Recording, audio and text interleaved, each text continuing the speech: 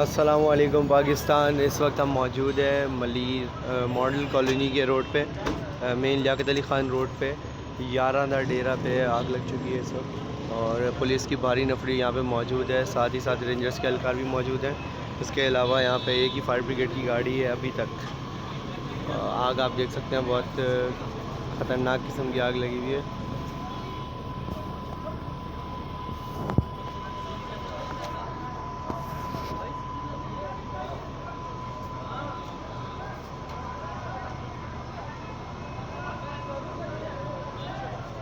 यारादा डेरा totally बर्बाद हो चुका है,